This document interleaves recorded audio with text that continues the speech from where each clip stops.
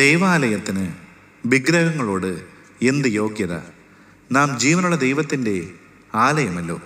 ഞാൻ അവരിൽ വസിക്കുകയും അവരുടെ ഇടയിൽ നടക്കുകയും ചെയ്യും. ഞാൻ അവർക്ക് ദൈവവും അവർ എനിക്ക് ജനവുമാകും എന്ന് ദൈവം അരുളി ചെയ്തിരിക്കുന്നുവല്ലോ. അതുകൊണ്ട് അവരുടെ നടുവിൽ നിന്ന് പുറപ്പെട്ട് വേർപെട്ടിരിപ്പിൻ എന്ന് കർത്താവ് അരുളി ചെയ്യുന്നു. അശുദ്ധമായതൊന്നും തുടരുത്. എന്നാൽ ഞാൻ നിങ്ങളെ കൈക്കൊണ്ട് നിങ്ങൾക്ക് പിതാവും നിങ്ങൾ എനിക്ക് പുത്രന്മാരും പുത്രിമാരും ആയിരിക്കും എന്ന് സർവശക്തനായ കർത്താവ് അരുളി ചെയ്യുന്നു. കൊരിന്ത്യർക്ക് എഴുതിയ 2-ാം ലേഖനം 6-ാം അധ്യായം 16 മുതൽ 18 വരെയുള്ള വാക്യങ്ങൾ. ഇമ്പമുള്ള ജീവിതവും ഏറേധനം മാനങ്ങളും തുമ്പമറ്റ